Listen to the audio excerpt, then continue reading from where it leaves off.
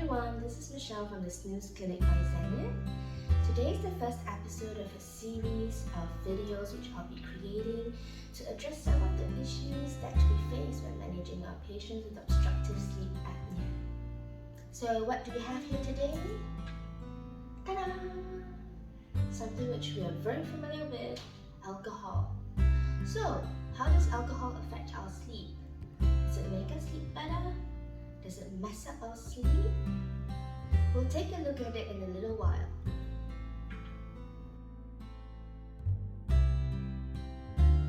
Has anyone ever told you, oh, I've got no choice, I have to drink every night, if I don't, I can't fall asleep, I can't sleep well? Oh, yes and no.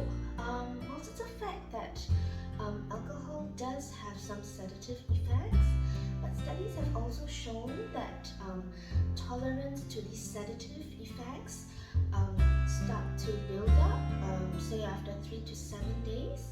So what that really means is that if you use alcohol as a sedative over a couple of days, the effect will slowly wear off, right? So what you feel on the 7th day may not be, the sedative effect may not be as strong as what you felt on the first day, right? So that also explains why some people end up increasing their alcohol intake on a daily basis in order to experience that same sedative effect which they had at the start.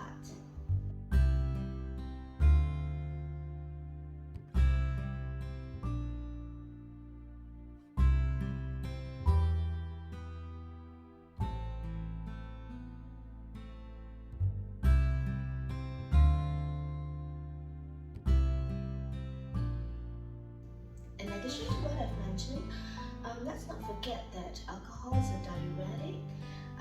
So what that means is that it promotes water loss through urine. And yeah, so what's going to happen after consuming alcohol is you would keep having the urge to pass urine, even in the middle of the night while you're sleeping. So that's going to cause you to wake up a couple of times in the night to go to the toilet, right?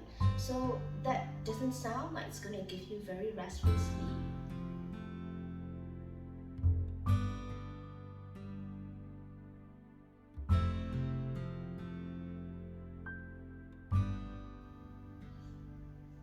A study was done to compare the sleep quality according to the different amounts of alcohol consumed, showed that moderate consumption of alcohol actually led to like a 24% decrease in sleep quality. And if you think that if you consume low amount of alcohol, you're safe, no, you're not spared as well. So what that study also showed is that if you consume low amounts of alcohol, your sleep quality is decreased by about 9.3%. Yeah. So low amounts of alcohol, well, is defined as less than 2 glasses a day for males, less than 1 glass a day for females. Okay, so you probably have guessed by now what happens if you consume humongous amounts of alcohol, right? Huge amounts.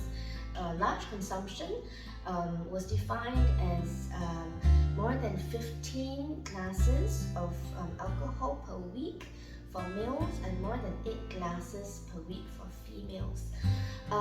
So for people in that group, I think the sleep quality, if I'm not wrong, decreased by 39.2%. Yeah, so that's quite a lot. Yeah, so well, I think all the studies that I've come across seem to point in the same direction, that alcohol is probably more detrimental to your sleep than it is helpful.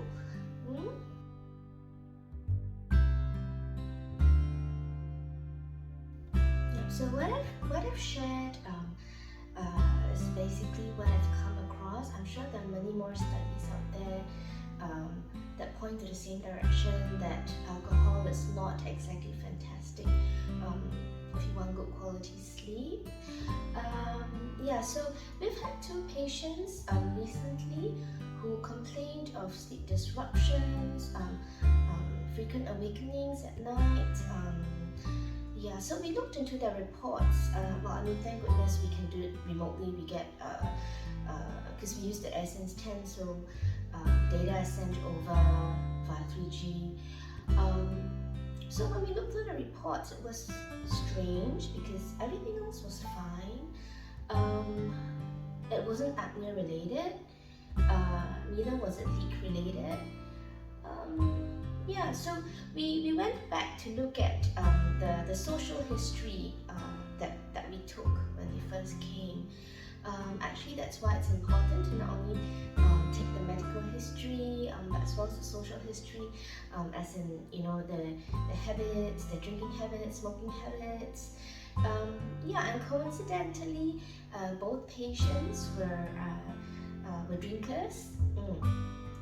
So as a last resort, what we got them to do was to keep sleep diaries. Well, why do I say it's a last resort? Because adults normally don't like to do that. They don't like to have to record down what they're doing, what they ate, what they drank, how much they ran. Yeah, but we got them to do that anyway. So it actually made them more conscious, more aware of what could have triggered the frequent disruptions in sleep. And yeah, so that's how we actually figured out that it was actually the alcohol that they were consuming almost every night. Because on the night where one of them had not consumed any alcohol, he recorded that he only woke up once, and he was very surprised to know that as compared to the 6 to 8 times he usually wakes up every other on the other days that he drinks. Yeah. So same thing for the other patient. When he actually stopped drinking for a week, he actually self-reported that his sleep was much better, and we could also see from his report, his CPAP therapy report, that his sleep was throughout the night. It was continuous. It was no longer as fragmented as it was before that. Yeah. So that's all for today.